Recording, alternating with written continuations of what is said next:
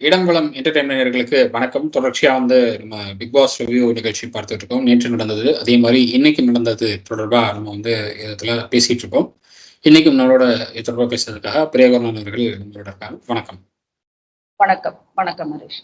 நம்ம ஃபர்ஸ்ட் வந்து நம்ம வியூவர்ஸ்க்காக வந்துட்டு சில கேள்விகள் எல்லாம் கேட்டிருக்காங்க கமெண்ட்ஸ்ல. அதுக்கு கண்டிப்பா பதில் சொல்லியே ஆகணும். நம்ம வந்து விஜய் சேதுபதி அவர்களை வந்துட்டு ப்ரொவோக் பண்றதுக்கோ இல்ல அவரை வந்துட்டு டிகிரேட் பண்றதுக்கோ எல்லாம் உட்காரல. நமக்கு அந்த கண்டென்ட்ல என்ன இருக்கு, அது சரியா போகுதா இல்லையான்றத பத்தி பேசுறதுக்கு தான் இருக்கும். நீங்க யாரு ஜட்ஜ் பண்றதுக்கு? அதுக்கு விஜய் டிவி இருக்கு அப்படின்னு ஒருத்தர் ஏதோ கமெண்ட் பண்ணியிருந்தாரு. நான் என்ன கேட்கிறேன், அது விஜய் டிவி இருந்தாக்கா அவங்க சர்க்கிள்ல மட்டுமே அது வந்துட்டு டெலிகாஸ்ட் பண்ணி பாத்துக்கிட்டோம். இப்ப நான் வந்துட்டு I have the rights to judge. ஏன்னா வந்துட்டு நான் ஓட் போடுறேன், அதனால மட்டும் தான் நம்ம பேசிட்டு இருக்கோம். இதை கொஞ்சம் மக்களுக்கு கொஞ்சம் தெளிவுபடுத்திட்டு நம்ம அடுத்த இதுக்கு போகலாம். இப்போ ஃபர்ஸ்ட் ஹரிஷ், இப்ப நேத்து நடந்ததுல வந்துட்டு மஞ்சரியோட சண்டை அதைதான் நம்ம பாக்குறோம். நம்ம மஞ்சரி வந்துட்டு அருணை மாக் பண்ணி தான் பேசுறாங்க. அருண் அதுக்கு வந்துட்டு ரிப்ளை பண்றாரு. இது முத்துக்குமரனோட இஷ்யூவா இருந்தாலும் மஞ்சரினால தான் எடுத்த முடிவுல ஸ்டேபிளா இருக்க முடியல. ஃபர்ஸ்ட் என்ன சொல்றாங்க, இந்த பக்கம் வந்துட்டோம் நாங்க, சோ நாங்க டாஸ்க் கொடுக்குறோம் முத்துக்குமரனுக்கு, அதுல தப்பு இல்லைன்ற மாதிரி வாதாடினாங்க. அதுக்கப்புறம் என்ன சொல்றாங்கன்னா, இல்ல இன்னும் நீங்க வந்துட்டு ஒரு கேப்டனா வந்து இன்னும் நீங்க அறிவிக்கல, அடுத்த கேப்டன்ஷிப் வர வரைக்கும் வந்துட்டு இதை பண்ணக்கூடாது இதை பண்ணணும் நீங்க அறிவிக்கலன்னு மாத்தி பேசுறாங்க. சரி, அந்த அறிவிப்பு வர வரைக்குமாச்சும் கொஞ்சம் சும்மா இருமா அப்படின்னு கேட்டா, இல்ல நாங்க விளையாட்டுத்தனமா பண்ணினோம், just we played with Muthukumaran அப்படின்னு சொல்றாங்க. இந்த மெச்சூரிட்டி லெவல் எப்படி பாக்குறீங்க? இந்த விவகாரத்துல வந்து அருண் ரொம்பவே அதிகமா கோவப்பட்டதை நான் பாக்குறேன். அருண் வந்து சில வார்த்தைகள் தேவையில்லாம விட்டாரு. இன்னும் சொல்ல போனோம்னா, மஞ்சரியால கேப்டன்சி டாஸ்க்ல ஜெயிக்க முடியாதுங்கிற அந்த ஒரு குருட்டுத்தனமான நம்பிக்கை அருண் கிட்ட இருந்ததை நான் பார்த்தேன். அந்த ஒரு நம்பிக்கை வந்து அவர்கிட்ட ரொம்பவே அதிகமா இருந்தது. மஞ்சரி ஜெயிக்க மாட்டாங்க, விஷால் ஜெயிப்பாரு, விஷால் தான் கேப்டன், அடுத்த வீக் கேப்டன் அப்படிங்கிற ஒரு நம்பிக்கை வந்து இருந்தது அருண்கிட்ட.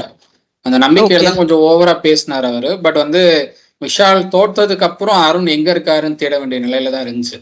ஏன்னா அந்த அளவுக்கு வாய்ஸ் டவுன் ஆயிடுச்சுன்னு தான் நான் பார்த்தேன்.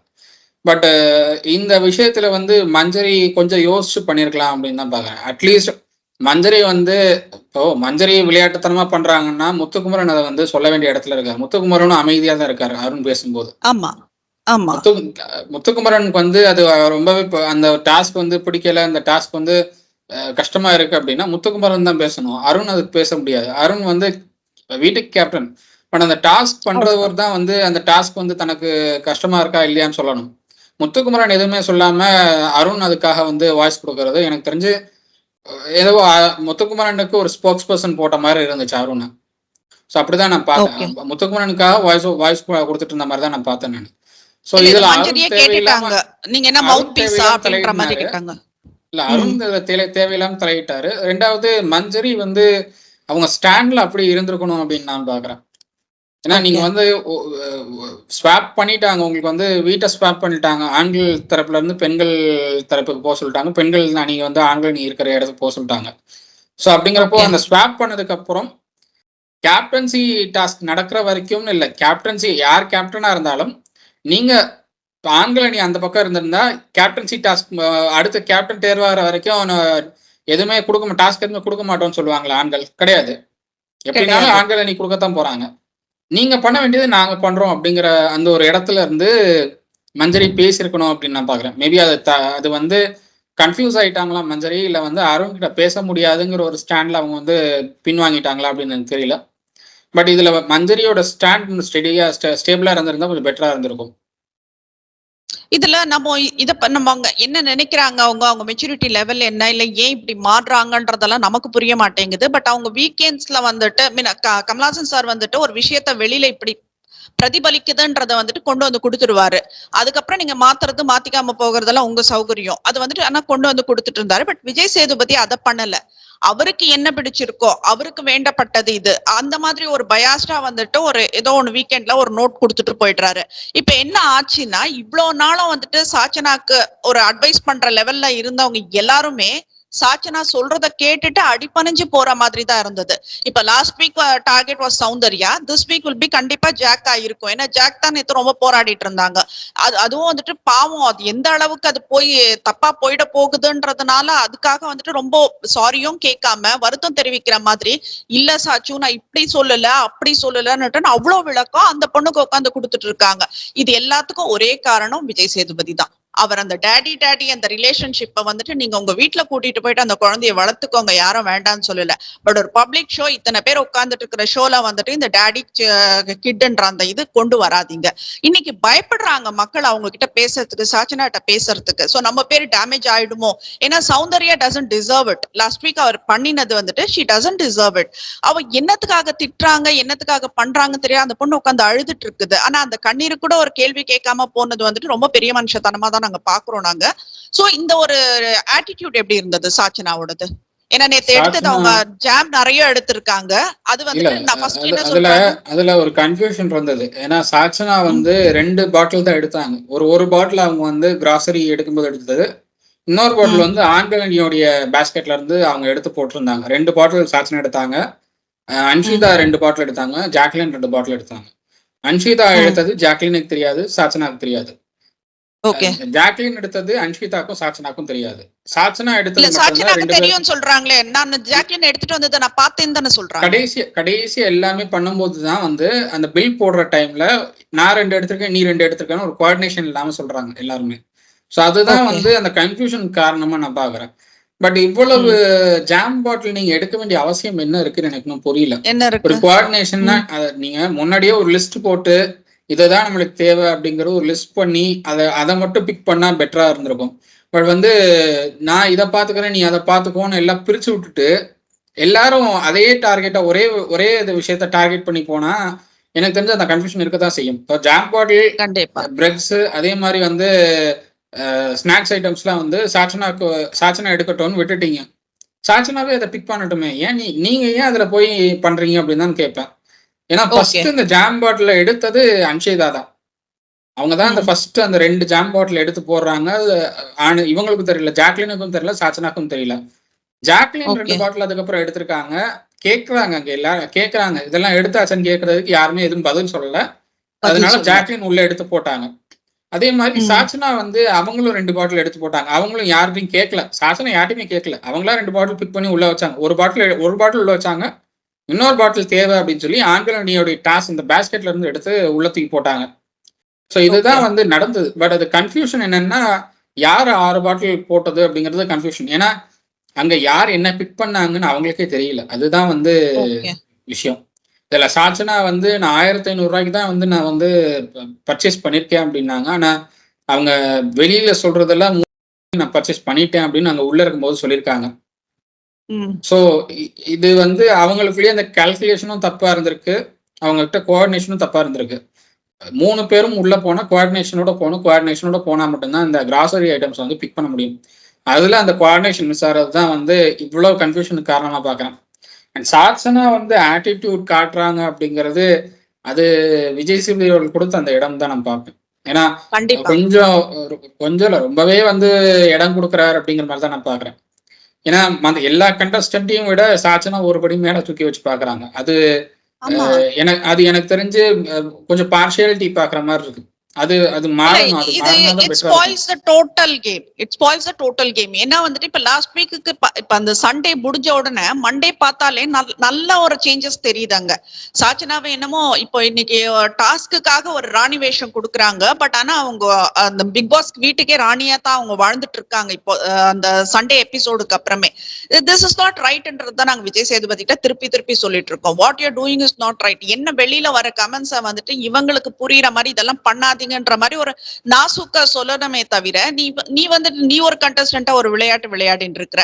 இட் வாஸ் டோட்டலி ரொம்ப ரபிஷா இருந்தது பாக்குறதுக்கே. சோ இதுக்கு மேல வந்துட்டு இப்ப நீங்க சாச்சனான்னு எடுத்தாக்க பர்சனலா கூட நம்ம பேச வேண்டாம், அங்க நடக்கிற ஒரு விஷயத்த மட்டுமே பேசலாம். நிறைய பொய் சொல்றாங்க, திருடுறாங்க. இப்போ இத்தனை கோடி மக்கள் பார்த்துட்டு இருக்காங்க, குழந்தைங்க பார்த்துட்டு இருக்காங்க அப்படின்றத நம்ம திரும்ப ரெஜிஸ்டர் பண்றோம். அப்படி இருக்கும் போது குழந்தைங்க என்ன கத்துக்கும்? இது நல்லது கெட்டதெல்லாம் அப்பாற்பட்ட விஷயம். நல்லதுக்காக திருடுன்றதெல்லாம் சினிமால ஹீரோயிசம் பண்ணிக்கலாம்.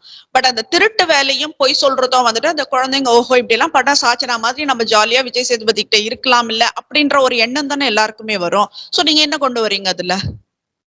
அந்த பழக்கங்களை வந்து மாத்திக்க வேண்டிய இடத்துல சாச்சனா இருக்காங்க. அதை வந்து சுட்டிக்காட்ட வேண்டிய இடத்துல விஜய் சேதுபதி இருக்காரு. அது நெக்ஸ்ட் வீக் அவர் பண்ணுவாருங்கிற அந்த ஒரு நம்பிக்கை இருக்கு. ஏன்னா நீங்க ஷேரிங் இஸ் கேரிங்கிறதெல்லாம் ஓகே. அது வந்து நீங்க ஷேர் பண்ணா அது வந்து நல்ல விஷயம் அப்படிங்கிறதெல்லாம் சொல்லி கொடுக்கறதெல்லாம் ஓகே. பட் வந்து தனித்தனியா கிராசரிஸ் இருக்கு, தனித்தனியா எல்லாமே இருக்கு. அப்படி இருக்கும்போது ஷேரிங் பண்றதுக்கான அவசியம் எங்க இருந்து வந்துச்சுன்னு கேட்கணும். அதை நீங்க ஷேர் பண்றீங்க ஓகே. அவங்களுக்கு ஆன்லைன் சைட்ல ஒண்ணுமே இல்லை, கிராசரி ஐட்டம்ஸ் ஒண்ணுமே இல்லைன்னு ஷேர் பண்றீங்க ஓகே. அப்படி இருந்தும் மிட் நைட்ல வந்து நீங்களே சமைச்சு நீங்களே சாப்பிட்டுக்கிறீங்களே அப்படிங்கிற அந்த ஒரு கேள்வி எழுப்பணும். அதையும் எழுப்பல விஜய் சேதுபதி அவர்கள். அதை எழுப்பி இருந்தா மேபி சாச்சனா பண்ண தப்புங்கிறது தெரிய வந்திருக்கும்.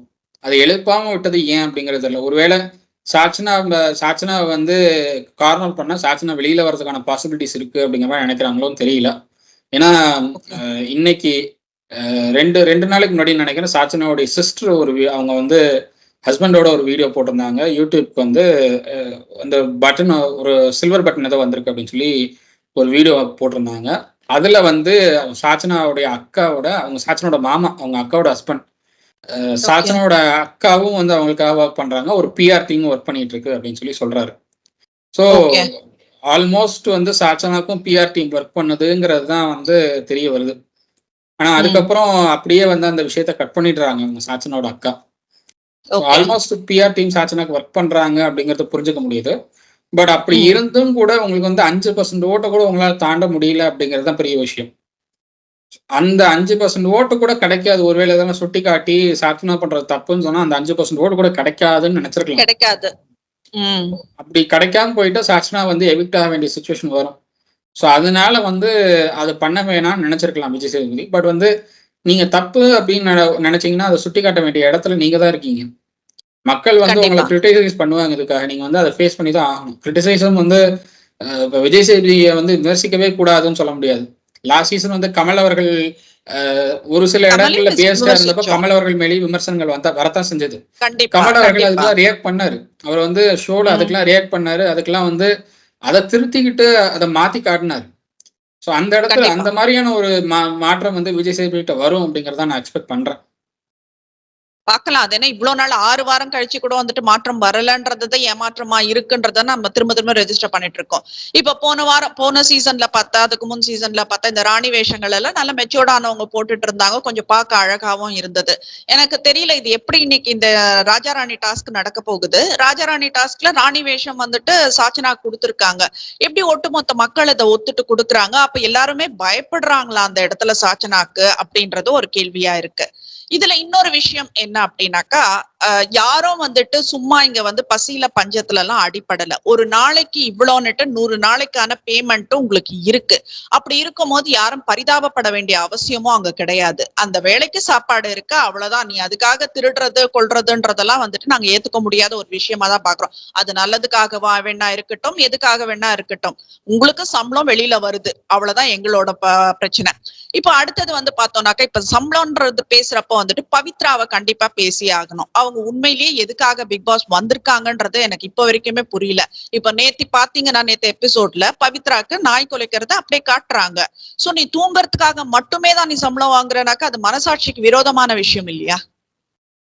ராஜாராணி டாஸ்க்னு பார்க்கும்போது எனக்கு தெரிஞ்ச அந்த டாஸ்க் நல்லா பண்ண ஒரே சீசன்னா அது first season Oviya Julie.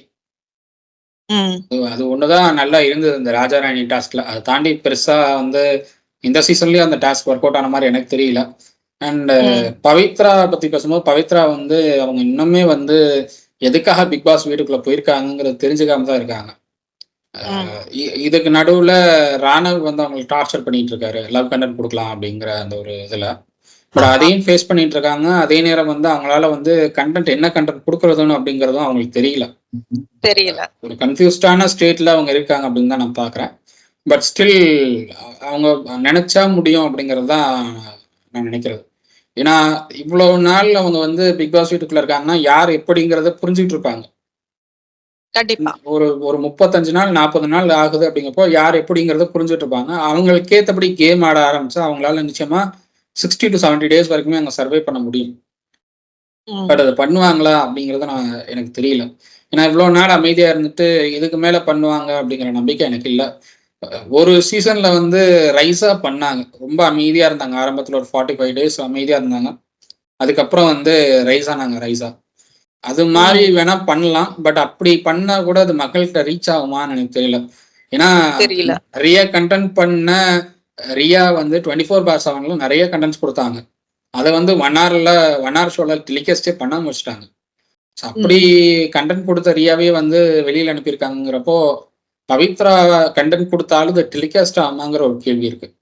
So அது ம். எனக்கு டவுட்டா தான் இருக்கு. பவித்ரா வந்து இதுக்கு மேல சர்வைவ் ஆவாங்களா? அப்படிங்கிற ஒரு டவுட் எனக்கு இன்னுமே இருக்கு. அது வெயிட் பண்ணி தான் பார்க்கணும். என்ன பண்றாங்கன்னு. இல்ல இப்ப இவங்க வேற ஏதாச்சும் இதனால ஆதாயம் கிடைக்குதான்றது எனக்கு தெரியல. ஏன்னா இப்ப வந்துட்டு பவித்ராக்கு இன்னும் கொஞ்சம் சில பேருக்கு அங்கெல்லாம் வந்துட்டு இந்த ஜுவல்ஸ் இதெல்லாம் வந்துட்டு வெளியில இருந்து ஸ்பான்சர் பண்ணிட்டு இருக்காங்க. சோ இந்த மாதிரி ஒரு ஸ்பான்சர்ஷிப் கிடைக்குதுன்றதுக்காக அவங்கள எல்லாம் வச்சிட்டு இருக்காங்களான்றதும் நம்மளுக்கு புரியல. அது என்ன ரீசனுக்காக அவங்க எல்லாம் ஒண்ணுமே கண்டென்ட் கொடுக்காமயே சோ சும்மா தூங்கிட்டு போறதுக்காக ஒரு நாளைக்கு இவ்வளவு வாங்குறாங்கன்றது ரொம்ப இல்ல பெரிய அவங்க விஷயம். உள்ள இருக்கிறதுக்கான ஒரே ரீசன் அவங்க வந்து விஜய் டிவி ப்ராடக்ட். விஜய் டிவியை ம். சேர்ந்தவங்க ஃபேம் இருக்கிறாங்க. ஃபேம் இருக்கு அவங்களுக்கு. சீரியல்ஸ் பண்ணியிருக்காங்க. இவங்களெல்லாம் வந்து உள்ள நம்ம பிக் பாஸ் வீட்டுக்குள்ள வச்சிருந்தா கொஞ்சம் வியூவர்ஷிப்ஸ் கிடைக்கும். இவங்களோட ஃபேன்ஸ் எல்லாம் பார்ப்பாங்கங்கிற அந்த ஒரே காரணத்துக்காக தான் அவங்கள உள்ள வச்சிருக்காங்க. இல்லைன்னா ஓகே. வந்து அவங்கள வெளியில அனுப்புறதுக்கு ப்ரொடக்ஷன் டீம் எப்பயோ முடிவு பண்ணியிருக்கும். ஆனா ம். அவங்களுக்குன்னு ஒரு தனி ஃபேன் பேஸ் இருக்குங்கிறதுனால தான் அவங்கள உள்ள வச்சிருக்காங்க. என்ன ஓகே. பொறுத்தவரை அந்த ஃபேன் பேஸ் இல்லாதவங்க தான் இப்போ வெளியில வந்திருக்காங்க. அர்ணவா இருக்கட்டும். அர்ணவுக்கு வந்து பெரிய ஃபேன் பேஸ் கிடையாது. சுனிதாவுக்கு ஓகே. வந்து குக் வித் கோமாளி மட்டும் தான் அவங்களுக்கு பெரிய ஃபேன் பேஸ். அவங்க எதுக்கு வெளியில வந்தாங்கன்னு எனக்கு இன்னும் புரியல. ஏன்னா ம். சண்டை போடுறதாவது ஒரு கண்டென்ட்டா குடுத்துட்டு இருந்தாங்க அவங்க. அந்த கண்டென்ட்டும் இப்ப இல்லங்கிற ரேஞ்சுல இப்போ சாச்சனா வந்து சண்டை போடுறாங்கன்னா, அத கேட்கும்போது காதெல்லாம் ரொம்ப வலிக்குது. அந்த அளவுக்கு ஆமா. கத்துறாங்க சாச்சனா. சுனிதா வந்து சண்டை போட்டாலும் ஒரு ஒரு லெவலுக்கு மேல போமாட்டாங்க சுனிதா. அது ஒரு லெவலோட ம். ஸ்டாப் பண்ணிட்டு, நான் இதுக்கு மேல இத பேச மாட்டேங்கிற அந்த ஒரு ஸ்டபனா ஒரு முடிவு எடுத்துருவாங்க. பட் எனக்கு ஓகே. சாச்சனா கிட்ட அப்படி அப்படி ஒரு இது இல்ல இருக்கிற மாரி நான் பார்க்கல. சாச்சனா சவுண்ட் குடுக்குறாங்க அப்படின்னாலே அது காத அடைச்சுக்குது. அந்த அளவுக்கு அவ்வளவு சவுண்டா இருக்கு. டிவி வால்யூம் எல்லாம் டவுன் பண்ணிக்க வேண்டியதா இருக்கு. அந்த அளவுக்கு இருக்கு அது. ஸோ இப்படி வந்து ஃபேன் பேஸ் இருக்கிறவங்கள தான் உள்ள வச்சுட்டு இருக்காங்க. அந்த வகையில தான் பவித்ரா உள்ள இருக்காங்கன்னு நான் பார்க்குறேன். ஓகே. இப்ப அடுத்தது நம்ம இந்த லவ் கண்டென்ட் அப்படின்னுட்டு ராணவ் பவித்ரா கிட்ட கேட்டாருன்ற மாதிரி இன்னொரு ஒரு காதல் அங்க துளுத்திருக்கு அப்படின்றத தான் சொல்லணும். அது கிரஷ்ன்னு தான் சொல்றாங்க. Okay fine. Let it be கிரஷ்ன்னு இருக்கட்டும். அதுக்கு மேல வேண்டான்றது தான். யார பத்தி பேசுறேன்னு நல்லா தெரிஞ்சிருக்கும். தர்ஷிகா விஷால். இதுக்கு ஜாக் வேற தூது போயிட்டு கேக்குறாங்க. விஷால் நான் இங்க இருக்கிற வரைக்கும் நான் எதுவும் பண்றதா இல்ல. நான் நல்லா இருக்கேன். நான் இப்படியே இருந்துட்டு போறேன்னுட்டுன்னு சொல்றாரு. அது எப்படி இருந்தது? தர்ஷிகாவும், விஷாலும் வந்து அந்த கன்டென்ட் குடுக்கறதுக்கு ரெடியா இருக்காங்க. 2 பேரும் ஓகே அப்படின்ட்டாங்க. ம். தர்ஷிகா கேட்டதுக்கு விஷால் ஓகே அப்படிங்கிறாரு. அண்ட் இந்த விஷயம் வந்து தர்ஷிகா தான் ஜாக்லின் கிட்ட சொன்னது. பட் வந்து ஆமா. விஷால் கிட்ட சொல்லும்போது ஜாக்லினுக்கு தெரிய வேணாம், வேற யாருக்கும் தெரிய வேணாம். அன்ஷிதாக்கு தெரிஞ்சா ஓகேங்கிற அந்த ஒரு மைண்ட் செட்ல தான் அவங்க வந்து பேசுறாங்க. அன்ஷிதா, பேசுறாங்க. பவித்ரா ம். 2 பேர தாண்டி வேற யாருக்கும் தெரியக்கூடாது அப்படிங்கிறது தான் அவங்க சொல்றது. பட் ஜாக்லினுக்கு இந்த விஷயம் தெரியும். ஜாக்லின் தான் பேசுனது இந்த விஷயத்த ஓப்பனா. So okay. இவங்களா வாண்டடா பேசிட்டு இவங்களே வந்து இது தெரியக்கூடாதுன்னு நினைக்கிறது ஏன்னு எனக்கு இன்னும் புரியல. பட் இந்த லவ் கன்டென்ட் குடுக்கறதுனால மட்டும் ஒண்ணும் மாறப்போறது கிடையாது. எனக்கு தெரிஞ்சு கண்டிப்பா. தர்ஷிகா கம்ப்ளீட்டா டவுன் ஆயிட்டாங்க இப்போ. அவங்க வந்து ம்.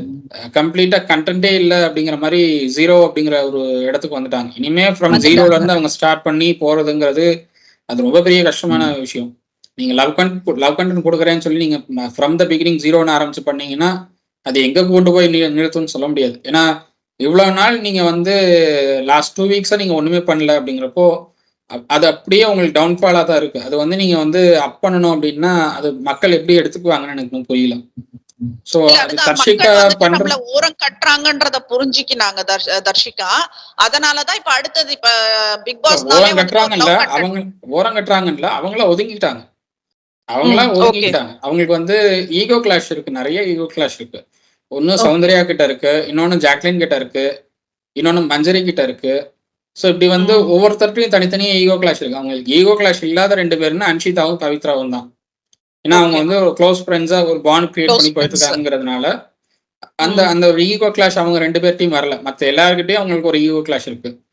So Okay. அந்த ஈகோ கிளாஷ் தான் வந்து அவங்களுக்கு அப்படியே டவுன்ஃபால் பண்ணி விட்டுருக்கு. அவங்க அப்படியே ஒண்ணும் இல்லாம அப்படியே வச்சிருக்கு. அதெல்லாம் விட்டுட்டு அவங்க வந்து கண்டென்ட் பேஸா ஒரு டீம் எஃபோர்ட் போட்டு மறுபடியும் ஃப்ரம் த பிகினிங், அதாவது ஃபர்ஸ்ட் 2 வீக்ஸ் எப்படி வந்து அவங்க எஃபோர்ட் போட்டாங்களோ அது மாதிரி பண்ணாங்க அப்படின்னா கொஞ்சம் பெட்டரா இருக்கும். பார்க்கறது கொஞ்சம் அழகா இருக்கும். பட் எதுவுமே இல்லாம அமைதியா இருக்கிறது அப்படிங்கிறது என்னை பொறுத்தவரை பவித்ரா இவங்களை விட பெட்டரா இருப்பாங்களோங்கிற ஒரு ஐடியா மக்களுக்கு வந்துரும் அப்படின்னு தோணுது. ஓகே ஓகே, அது புரியுது. இப்ப அடுத்தது சௌந்தர்யா பத்தி பேசணும். இப்ப சௌந்தர்யா வந்து இப்ப சண்டே நடந்த அந்த எல்லா அந்த கான்வர்சேஷன் எல்லாம் மைண்ட்ல ஏத்துக்கினாங்க. இப்ப அவங்க வந்துட்டு ஒரு ஸ்பீச் கொடுக்குறாங்க. இந்த மாதிரி நான் ஒரு 2 வீக்ஸ் அமைதியா இருந்தேனாக்கா எனக்கு பேசுறதுக்கு பயமா இருந்தது. இப்ப எல்லாருமே நீங்க ஜெல் ஆயிட்டீங்க, அதனால என்னால தைரியமா பேச முடியுது, என்னோட ஒப்பீனியன் முன்ன வைக்க முடியுது, என்னோட கேரக்டர் அதுதான், கொஞ்சம் ஸ்டார்டிங் ட்ரபிள் எனக்கு இருக்குன்றது ஓப்பனா சொல்றாங்க. இப்போ நான் பேசுறது அந்த ஃபேஸ் ரியாக்ஷன் காட்டுறதெல்லாம் வந்துட்டு நிறைய பேருக்கு உறுத்தலா இருக்கு, அது சரியில்லை அப்படின்றத நீங்க ஃபீல் பண்றீங்கன்றத வெளிக்கொண்டு வந்திருக்கீங்க. சோ ஐ வில் சேஞ்ச் அப்படின்றத ரொம்ப அழகா சொன்னாங்க. அந்த அந்த சீன் வந்துட்டு ரொம்ப அழகாவே இருந்தது. அது 25/7 வருதுன்னு நினைக்கிறாரு. அந்த சீன் ரொம்ப அழகா இருந்தது. எல்லார்கிட்டயும் வந்துட்டு இப்ப என்னோட குறை இதுதானே சொல்றீங்க, நான் சேஞ்ச் பண்ணிக்கிறேன். அது எப்படி இருந்தது அதை பாக்குறதுக்கு? அவங்க சேஞ்ச் பண்ணிக்கிறேன் அப்படின்னு சொல்றது வந்து ரொம்ப பெரிய விஷயம். ஏன்னா பல பேர் வந்து நீங்க இதுதான் பண்றீங்க மாத்திக்கணும்னு வந்து பிக் பாஸ் வீட்டுக்குள்ள சொன்னப்போ நான் மாத்திக்க மாட்டேன், இதுதான் என்னுடைய குணம் அப்படின்னு சொல்லி சொன்னதை நம்ம பார்த்திருக்கோம். எக்ஸாம்பிளுக்கு முத்துக்குமாரன் சொல்லலாம். அவர் வந்து அவரா வாண்டடா எல்லாரையும் கூப்பிட்டு கேட்டாரு. எல்லாரும் வந்து நீங்க இதை மாத்திக்கணும், உங்க கேப்டன்சில இதெல்லாம் தப்பு நடந்துச்சு, இதெல்லாம் மாத்திக்கணும் அப்படின்னு சொன்னப்போ நான் இப்படிதான் இருப்பேன், என்னால மாத்திக்க முடியாது ஸ்டப்பானா ஒரு முடிவு எடுத்துட்டு போனாரு. ஸோ அப்படி இல்லாம நான் என்கிட்ட இதுதான் தப்புன்னு நீங்க சொல்றீங்கன்னா நான் இதெல்லாம் மாத்திக்கிறதுக்கு பாக்குறேன், இதெல்லாம் மாத்திக்கிறேன் அப்படின்னு சொல்றது வந்து ரொம்ப பெரிய விஷயம். அது வந்து ரொம்ப பெரிய விஷயம், ரொம்ப நல்லதும் கூட.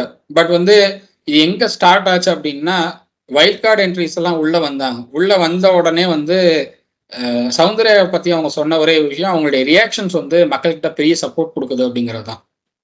அந்த ரியாக்ஷன் சப்போர்ட் கொடுக்குதுங்கிற அந்த ஒரு விஷயம் தான் வந்து மற்ற கண்டஸ்டன்ஸ் எல்லார்ட்டையும் வந்து ஒரு பயத்தை ஏற்படுத்தியிருக்கு. ஸோ அதுதான் வந்து மற்ற எல்லாரும் கொஞ்சம் பயமா பாக்குறாங்க சௌந்தர்யா. அதனாலதான் சௌந்தர்யா அந்த ரியாக்ஷன்ஸ் வச்சே டார்கெட் பண்றாங்க. இல்லைன்னா ஒண்ணுமே இல்லாத விஷயத்துக்குலாம் வந்து இவங்க வந்து ஓவர் ரியாக்ட் பண்ணிட்டு இருக்காங்க எல்லா கண்டஸ்டன்ஸும். அப்படித்தான் நான் பாக்குறேன். ஏன்னா இப்போ அருண் கூட எடுத்துக்கிட்டீங்கன்னா மஞ்சரி வந்து அவங்களுக்கு வந்து ஒரு நேச்சர் கால் இருக்கு, நான் போயிட்டு வந்துடுறேன், நீங்க பாத்துக்கோ, ஒரு இது பண்ணா போதும், 3 நான் சொல்லியிருக்கேன், 1 பண்ணா போதும் அப்படிங்கிற மாதிரி சொல்லிட்டு போறாங்க. முத்துவும் அவர் ஓகே அப்படின்னு தான் சொல்றாரு. பட் வந்து அருண் தலையிடும் போது முத்து பேசல. இல்ல ஹரேஷ், அது மஞ்சரி சொன்னது 3 பண்ணணும்னு சொல்லிட்டு சௌந்தர்யா கிட்ட மட்டும் சொல்றாங்க அவங்க 1 பண்ணினா போறோம் அப்படின்னு.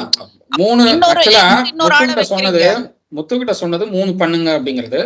சௌந்தர்யா கிட்ட சொன்னது நீங்க 1 பண்ணா போதும் பாத்துக்கோங்க அப்படின்னு சொல்லிட்டு போறாங்க. பட் முத்து அருண் கேட்கும் போது முத்து எதுவுமே சொல்லல. முத்து வந்து 3 பண்ண சொல்லியிருக்காங்க, நான் பண்ணிடுறேன் அப்படிங்கிறாரு. இவங்க நீங்க 3 பண்ண வேணாம் 1 பண்ணுங்கிறாங்க சௌந்தர்யா. சோ அந்த இடத்துல வந்து முத்து என்ன பண்ணிருக்கணும், எனக்கான டாஸ்க் நான் பண்ணிக்கிறேன் அப்படின்னு சொல்லிடணும். அதை விட்டுட்டு அவர் வந்து அது அமைதியா இருந்தது. அருண் வந்து சௌந்தர்யாவையும் டார்கெட் பண்ணார் ஒரு இடத்துல. நீங்க வந்து ப்ராக்சி வச்சு பண்றீங்க அப்படின்னு சொல்லி டார்கெட் பண்ணார்.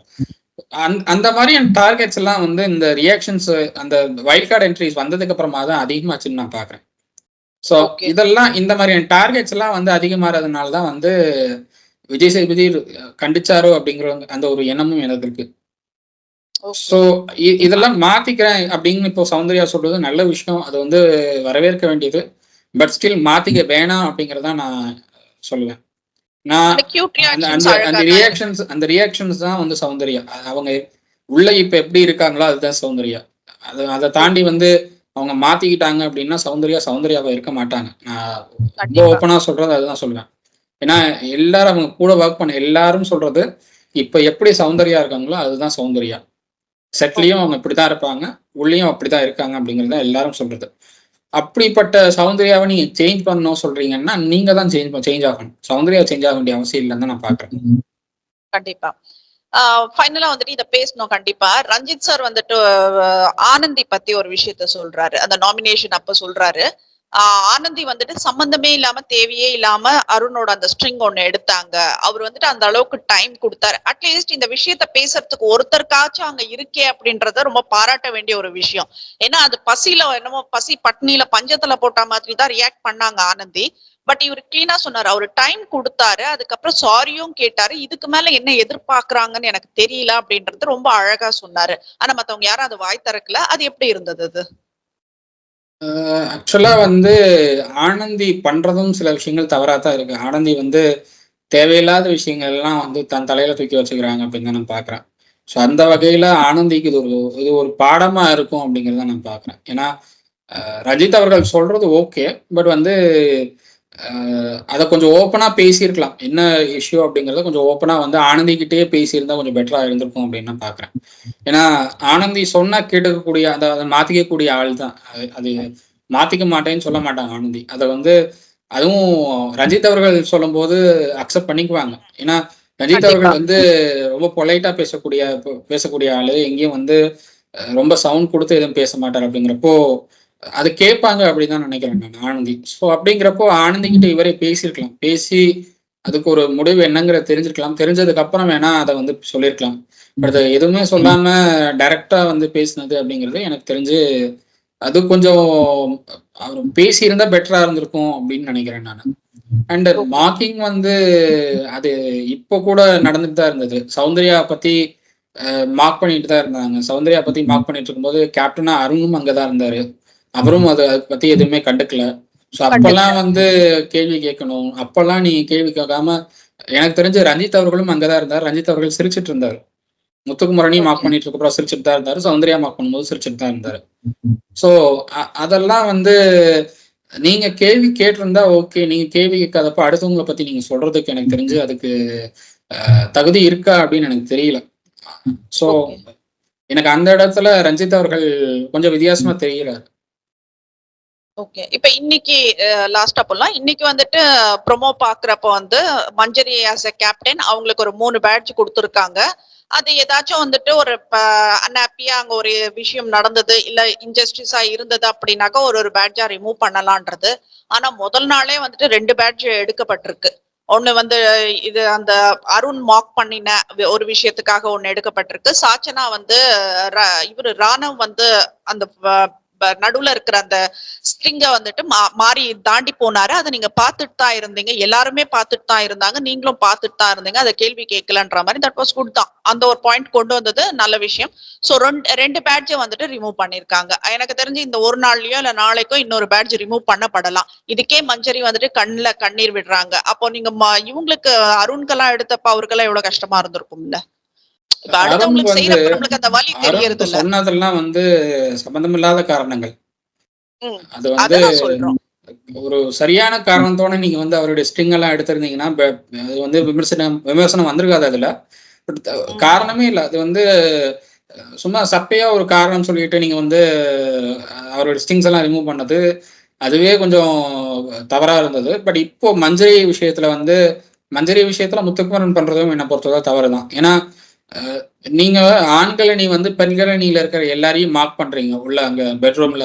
ஆமா. எல்லாரையும் மார்க் பண்றீங்க. எல்லார பத்தியும் பின்னாடி பேசுறீங்க. எல்லார பத்தியும் தப்பா தான் பேசுறீங்க. அப்படின்னு இருக்கிறப்போ, நீங்க வந்து அருண வந்து மஞ்சரி மார்க் பண்ணிட்டாங்கன்னு சொல்லி அவங்களுடைய பேட்ஜ் ரிமூவ் பண்றது எந்த வகையில அது சரியா இருக்கும்னு எனக்கு தோணல. ஏன்னா, தெரியல. நீங்க அவங்க மார்க் பண்றது நீங்க கேள்வி கேட்டிருந்தீங்க அப்படின்னா, இதையும் கேள்வி கேட்கறதுக்கு உங்களுக்கு எல்லா விதமான உரிமையும் இருக்கு. அவங்க மார்க் பண்ணும்போது நீங்க அமைதியா இருக்கீங்க. உங்கள மார்க் பண்ணும்போதும் நீங்க அமைதியா தான் இருந்தீங்க. முத்துக்குமரனையும் மார்க் பண்றாங்க அவங்க. ஆமா. முத்துக்குமரனையும் வந்து மார்க் அதுக்கும் பண்ணும்போது, அமைதியா தான் இருந்தது. அவரும் அதுக்கு அவரும் அமைதியா தான் இருக்காரு. உங்கள மார்க் பண்ணும்போது நீங்க அமைதியா தான் இருக்கீங்க. அப்படி இருக்கிறப்போ, நீங்க இந்த விஷயத்துக்கு கேள்வி கேட்கிறீங்கங்கிறது என்ன பொறுத்தவரை, நீங்க டபுள் ஸ்டாண்ட் எடுத்து ஆடுறீங்களோ, கேம் ஆடுறீங்களோங்கிற ஒரு மைண்ட் செட்ல தான் எனக்கு வந்து அது படுது. அண்ட் சாட்சனா வந்து ராணுவ எல்லை தாண்டி வராரு அப்படிங்கிற அந்த ஒரு இதுல சொல்றாங்க. ராணவ் வந்து ஃப்ரம் த பிகினிங் அதான் பண்ணிட்டு இருக்காரு எனக்கு தெரிஞ்சு. அவர் ஓகே. வந்து ஆண்கள் அணி பக்கம் இருக்கிறத விட பெண்கள் அணி பக்கம் இருக்கிறது தான் வந்து ரொம்ப விரும்புறாரு ராணவ். விரும்புறாரு. இதுதான் ஆமா. நான் ஃப்ரம் த பிகினிங் பார்த்திருக்கேன். அவர் வந்து உள்ள நுழைஞ்ச நாள்ல இருந்து அதான் பண்ணிட்டு இருக்காரு. ஸோ ராணவ் வந்து அதுக்கு எச்சரிக்கை கொடுக்க வேண்டியது எனக்கு தெரிஞ்சு கேப்டனா மஞ்சரி இல்லைன்னு தான் நான் பார்க்குறேன். அதுக்கு வந்து எச்சரிக்கை கொடுக்க வேண்டியது ஃபாஸ்டா விஜய் சேதுபதி. நீங்க வந்து இதுதான் பிரச்சனைன்னு நீங்க அன்னைக்கே லாஸ்ட் வீக்கெண்ட்லயே சொல்லியிருந்தீங்கன்னா ராணாவுக்கு ஒரு எச்சரிக்கை கொடுத்துருக்கலாம். பட் வந்து நீங்க அப்பெல்லாம் எதுவுமே பேசாம இப்போ பேசுறதுங்கிறது எனக்கு தெரிஞ்சு நீங்க கிடைக்கிற டைம்ல நீங்க அதை யூஸ் பண்ண தவறிட்டீங்களோ அப்படின்னு தான் நான் பாக்குறேன்.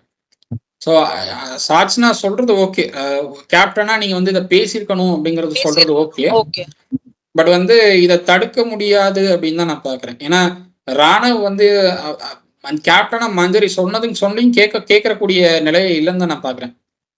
இது வந்து கம்ப்ளீட்டா அதுக்கு ஃபுல் ஸ்டாப் வைக்கணும் அப்படின்னா பவித்ராவால மட்டும்தான் நான் என்ன முடியும்னு பாக்குறேன். பவித்ரா வந்து ஒரு ஃபுல் ஸ்டாப் வச்சுட்டாங்க அப்படின்னா ராணுவ அதுக்கப்புறம் பெண்கள் அணி பக்கம் வர்றது குறைந்துரும் அப்படின்னு தான் பாக்குறேன். ஸோ பவித்ரா தான் இதுக்கான எஃபர்ட் போட் பண்ணணும். பட் பவித்ரா வந்து எனக்கு பிடிக்கலன்னு சொல்றாங்க. பட் வந்து ரொம்ப ஹார்ஷா பேசுற மாதிரியும் இல்லை, பொலைட்டா சொல்றாங்க எனக்கு பிடிக்கல விட்டுருங்க அப்படின்னு ரொம்ப பொலைட்டா சொல்றாங்களே தவிர அது வந்து கட் அண்ட் ரைட்டா நீங்க எனக்கு பிடிக்கல எனக்கு பண்ணாதீங்க இதெல்லாம் சொல்லாதீங்க அப்படின்னு சொல்லி அவங்க வந்து எதுவும் சொல்லலை. ஸோ அந்த ஒரு அட்வான்டேஜ் வந்து ராணுவ எடுத்துக்கிறதா நான் பாக்குறேன். அதனால எனக்கு தெரிஞ்சு மஞ்சரி விஷயத்துல அந்த செகண்ட் பேட்ச் ரிமூவ் பண்ணது ஓகே. பட் வந்து அது மஞ்சரியால மட்டுமே தடுக்க முடியாதுன்னு தான் நான் பாக்குறேன். ஆனா 3 பேட்சுமே பறிக்கப்படுது அப்படின்னு தான் எனக்கு தெரியுது. எனக்கு அதுதான் தகவலா இருக்கு. 3 பேட்சுமே பறிக்கப்படுற மாதிரி தான் தகவலா இருக்கு. 3வது பேட்சை தான் சாட்சனா எடுக்கிறாங்கன்னு ஒரு தகவல் ஓடிட்டு இருக்கு. அது எந்த அளவுக்கு உண்மை அப்படின்னு தெரியல. முத்துக்குமரன் ஒரு பேட்ச் எடுக்கிறாரு, சாட்சனா ஒரு பேட்ச் எடுக்கிறாங்க. 2 பேட்ச் எடுக்கிறது தான் வந்து ப்ரோமோல காட்டப்படுது. ஆனா 3 பேட்சுமே எடுக்கப்பட்டதா தான் தகவல் ஓடிட்டு இருக்கு. இப்போ வரைக்குமே அதுதான் வந்து தகவலா இருக்கு. 24 மணி நேரம் கூட ஆகல. அதுக்குள்ளேயே வந்துட்டு இப்ப 24/7லயே வந்துட்டு 2 பேட்ச் போயிடுச்சுனாக்கா 3வது பேட்ச் போறதுக்கு ரொம்ப நேரம் தேவைப்படல. இப்ப நம்ம பேசிட்டு இருக்க நேரம் கூட அது சப்போஸ் இருந்திருந்தா போயிருக்க வாய்ப்பு இருக்கு. சோ பாப்போம் இன்னைக்கு என்ன நடக்குதுன்றதை, எதுக்காக அந்த 3வது பேட்ச் எடுக்கப்பட்டதுன்றதை பார்ப்போம். பட் ஆனா முதல் சொன்ன அந்த 2 ஓகேவா தான் இருந்தது. இதுக்கு மஞ்சரி அழறாங்க. இப்போ இன்கேஸ் வந்துட்டு மஞ்சரி வந்து என்ன பொறுத்தவரை மஞ்சரிக்கு இது ஒரு பெரிய லக்கு அவங்க கேப்டன்சி டாஸ்க்ல ஜெயிச்சது. ஏன்னா எல்லாரும் எக்ஸ்பெக்ட் பண்ணது வந்து விஷால் ஜெயிப்பார் அப்படிங்கிறது. மஞ்சரி, சௌந்தர்யா, ஜாக்லின் 3 பேரை தவிர்த்து பெண்கள் அணியிலே எல்லாரும் எக்ஸ்பெக்ட் பண்ணது விஷால் ஜெயிப்பார் அப்படிங்கிறது தான். மஞ்சரி ஜெயிச்சது மத்த எல்லாருக்குமே ஷாக்கிங்கா தான் இருந்தது. இன்னும் சொல்ல போனா அன்ஷிதாவுக்கும் சரி பவித்ராவுக்கும் சரி எல்லாருக்குமே வந்து அவங்க 2 பேரை பேசினதே அன்னைக்கு நைட் பேசினதே வந்து விஷால் ஜெயிக்கணும் அப்படிங்கறதான் பேசினாங்க. பட் நெக்ஸ்ட் டே வந்து விஷால் தன்னுடைய ஆர்வ கோளாறுல அவர் வந்து அந்த ஸ்பூன்ல இருந்து லெமன் கீழே போட்டார். ரொம்ப ஓவர் கான்பிடன்ஸ்ல பண்ணாரு அவரு. ஸோ அதெல்லாம் வந்து அந்த ஓவர் கான்பிடன்ஸ் அவர் அப்படியே ரொம்பவே கீழே தள்ளிடுச்சுன்னு தான் பார்த்தேன் நான். அதனாலதான் அவர் தோத்தாரு. அது மஞ்சரிக்கு ஒரு லக்கு ஆக்சுவலா. அந்த லக்கு வந்து எவ்வளவு நாள் இருக்கும் அப்படின்னு சொல்ல முடியாது. அதுதான் வந்து பெரிய விஷயம் பிக் பாஸ் வீட்டுக்குள்ள. அந்த லக் வந்து நீங்க அதை எந்த அளவுக்கு எப்படி மெயின்டைன் பண்ணி கொண்டு போறீங்க அப்படிங்கிறது தான் முக்கியம். நீங்க வந்து கேப்டன்சி டாஸ்க் முடிஞ்சு அது கன்ஃபார்ம் ஆகுற வரைக்கும் நீங்க அமைதியா இருந்திருந்தீங்கன்னா ப்ராப்ளம் இல்லை. பட் வந்து நீங்க அதுக்கு முன்னாடியே நான் டாஸ்க் கொடுக்குறேன்னா அதுக்கு ஒரு ரீசன் இருந்திருக்கணும். ஒரு சரியான ரீசன் இருந்திருக்கணும். ஒரு சரியான காரணம் இருந்திருந்தா நீங்க வந்து டிஃபெண்ட் பண்ணி போயிருந்தீங்கன்னா பெட்டரா இருந்திருக்கும். பட் நீங்க அதை டிஃபெண்ட் பண்ணி போகாம நீங்களே அதை மாத்திட்டீங்க. அதுதான் வந்து எனக்கு தெரிஞ்ச முத்துக்குமாரன் அந்த பேட்ச் எடுக்கிறதுக்கு காரணமா இருந்திருக்கு.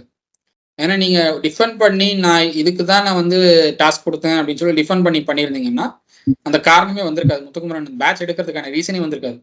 ஆனா நீங்க டிஃபெண்ட் பண்ணாம நீங்க உங்களுடைய ஸ்டாண்ட்ல இருந்து நீங்க பின்வாங்கிட்டீங்க. அதுதான் வந்து எனக்கு தெரிஞ்சு காரணமா இருந்திருக்கு. நீங்க ஒரு முடிவு எடுத்தீங்கன்னா ஸ்டெபனா இருக்கணும். அந்த முடிவுல தெளிவு இல்லாம நீங்களும் சிக்காம சௌந்தர்யாவும் அதை இழுத்து விட்டு சௌந்தர்யாவும் சிக்க வச்சீங்க. அதுதான் வந்து எனக்கு தெரிஞ்சு இன்னுமே பெரிய பிரச்சனை. ஏன்னா சௌந்தர்யா வந்து கொஞ்சம் ட்ரிகர் ஆனாலும் அவங்க வந்து கத்த ஆரம்பிச்சிருவாங்க. அப்படிப்பட்ட ஆளை வந்து நீங்க வந்து கத்த ஆரம்பிச்சிருவாங்க. அவங்க கொஞ்சம் ட்ரிகர் ஆனாலே கத்த ஆரம்பிச்சிருவாங்க. கொஞ்சம் லைட்டா ட்ரிகர் ஆனாலே அவங்க வந்து கத்த ஆரம்பிச்சிருவாங்க. ஸோ அதுதான் வந்து நீங்க சௌந்தர்யாவும் இதுல இழுத்து விட்டது எனக்கு தெரிஞ்சு அதுவும் ஒரு பெரிய டிராபேக். ஸோ அப்படிங்கிறப்போ இந்த இடத்துல மஞ்சரி கொஞ்சம் யோசிச்சு பண்ணிருக்கணும். அதை யோசிக்காம பண்ணது ஏன் அப்படிங்கறது எனக்கு இன்னும் புரியல. முத்துக்குமரனும் இதை வந்து விளையாட்டுத்தனமான டாஸ்க் தான் எடுத்தாரு. பட் அருண் இதுல தலையிட்டதுக்கு அப்புறம் அவர் கொஞ்சம் அப்படியே மாறினதா தான் நான் பாக்குறேன். அருணை வந்து பேச விட்டுட்டு அவர் அமைதியா இருந்ததான் நான் பாக்குறேன். அப்படிங்கிறப்போ முத்துக்குமரனும் பண்ணிட்டாரு. அதுக்கு அடுத்து பண்றப்போ வந்துட்டு அவருக்கே மூச்சு அரைக்க ஆரம்பிச்சுட்டு அவருக்கு அந்த ஒரு டென்ஷன் வந்துடுச்சு, அதை மறைக்க தான் வேணும்னே அடுத்தடுத்து பண்ணிட்டு இருந்தாரு. So there is a limit இல்லையா? பட் மஞ்சரியோட ஆட்டிடியூட் ஒரே நாள்ல சேஞ்ச் ஆயிருந்தது. எப்ப அவங்கள வந்துட்டு ஒரு பெஸ்ட் பிளேயரா அங்க சூஸ் பண்ணாங்களோ அந்த இடத்துலயே மஞ்சரியோட ஆட்டிடியூட் மாறிடுச்சு. அதுதான் தலையில கிரீடம் வைக்கிறது அவங்களுக்கு தலைகனமா மாறிடுச்சோ அப்படின்றதான் நம்ம பார்க்க முடியுது. அப்படிதான் இருந்தது, அப்படிதான் வந்து அவங்க நடத்துக்கிறாங்க. பட் வந்து முத்துக்குமரன் கொஞ்சம் இதுல வந்து அவர் ஆரம்பத்துல விளையாட்டுத்தனமா இதை எடுத்துக்கிட்டாரு. இது வந்து நம்ம பண்ணிடலாம் அப்படின்னு விளையாட்டுத்தனமா எடுத்துக்கிட்டாரு. நீங்க வந்து உங்களால முடியல அப்படின்னா நீங்க சொல்லிடணும், முடியல என்னால முடியலன்னு சொல்லியிருந்தா அது அப்பவே முடிஞ்சிருக்கும். பட் அருண் பேசும்போது நீங்க வந்து என்னால முடியலன்னு நீங்க சொல்லாம நான் பண்றேன் நீங்க பண்ணதுதான் வந்து அருணையும் ரொம்ப ட்ரிகர் பண்ணுச்சு. நீங்க வந்து என்னால முடியல வேற டாஸ்க் ஏதாவது இருக்கான்னு கேட்டிருந்தா மஞ்சரி வந்து வேற டாஸ்க் யோசிச்சிருப்பாங்க. பட் வந்து என்னால முடியும் நான் பண்றேன், நீங்களும் டென்ஷன் ஆகி அருணையும் டென்ஷன் ஆக வச்சு அருணையும் ட்ரிகர் பண்ண விட்டு அவர் ட்ரிகர் ஆனதுனால என்ன ஆயிடுச்சுன்னா அது பெரிய ஒரு பஞ்சாயத்து மாதிரி ஆயிடுச்சு. கண்டிப்பா. ஸோ இது எல்லாத்துக்கும் காரணம் வந்து மஞ்சரி எடுத்த டெசிஷன்ஸ் தான். மஞ்சரி வந்து கொஞ்சம் யோசிச்சு பண்ணியிருக்கலாம். பட் ஏன் அது பண்ணாங்க அப்படிங்கிறது இப்போ வரைக்கும் தெரியல. பட் அதுக்கான காரணங்கள் வந்து என்னை பொறுத்தவரை சரிதான், நான் தப்புன்னு சொல்லல. பட் இருந்தாலும் இன்னொரு வாய்ப்பு கொடுத்துருக்கலாம் மஞ்சரிக்கு. ஓகே. ஏன்னா ஃபர்ஸ்ட் டைம் அந்த வீட்டோட ஃபர்ஸ்ட் டைம் கேப்டனுங்கிறப்போ ஒரு வாய்ப்பு கொடுக்கறதுல ஒன்றும் தப்பு இல்லைன்னு தான் நான் பாக்குறேன். ஒரு தவறை வந்து சரி பண்றதுக்கு ஒரு வாய்ப்பு கொடுத்தாதான் சரி பண்ண முடியும். தவிர சரி பண்றதுக்கு வாய்ப்பு. அருண் கேட்டாரே, நான் ஏதாச்சும் தப்பு பண்ணதா உங்களுக்கு ஃபீல் ஆச்சுன்னா ஃபர்ஸ்ட் என்கிட்ட ஒரு கேட்டுடுங்க, நான் அதுக்கு விளக்கம் கொடுக்குறேன். அந்த விளக்கம் உங்களுக்கு கன்வின்சிங்கா இல்லைன்னா ஸ்ட்ரிங் ரிமூவ் பண்ணுங்கன்றதா சொன்னாரு. பட் அவருக்கு ஒரு வாய்ப்பு அவங்க கொடுக்கல. அந்த ஸ்ட்ரிங் ரிமூவ் பண்றதுல ஆனந்தி சம்பந்தமே இல்லாம பண்ணினதான் ரொம்ப கஷ்டமா இருந்தது. ஸோ சேம் திங் வந்துட்டு இங்க நடந்திருக்கு, நீ பண்ண நான் பண்ணன்ற மாதிரி போயிட்டு இருக்காங்க. ஸோ இந்த போட்டிகள் வந்து இப்போ இன்னைக்கு ப்ரோமோ எல்லாம் பாக்குறப்போ எல்லாருமே ஆக்ரோஷமா குரலை உயர்த்தி பேச ஆரம்பிச்சிருக்காங்க. ஸோ சண்டைகள், அந்த குழாயடி சண்டைகள் எல்லாம் நடக்க ஆரம்பிச்சிருக்குன்னு நினைக்கிறேன். சோ பாப்போம் இன்னைக்கு எப்படி இருக்குன்னு. மஞ்சரி வந்துட்டு இன்கேஸ் வந்துட்டு மஞ்சரியோட கேப்டன்ஷிப் பறிக்கப்பட்டா விஷாலுக்கு போகுமா இல்ல வேற யாருக்காச்சும் போகுமான்றது தெரிய வரும். அடுத்தது இந்த ராஜாராணி டாஸ்க் இன்னைக்கு கொண்டு வராங்க. இதுல வந்துட்டு ஜாக்லினுக்கு ஸ்பை அப்படின்ற கேரக்டர் கொடுத்துருக்காங்க. ரொம்ப அழகா செய்வாங்க ஜாக்லின். அதுல தவறே ஒரு என்ன சொல்றது, ஒரு டவுட் கூட இல்லாம கிளீனா இருக்கும். அது பாப்போம் என்னென்ன செய்யறாங்கன்றதை இன்னைக்கு பார்த்துட்டு நாளைக்கு பேசுவோம். கண்டிப்பா. நன்றி. தேங்க்யூ.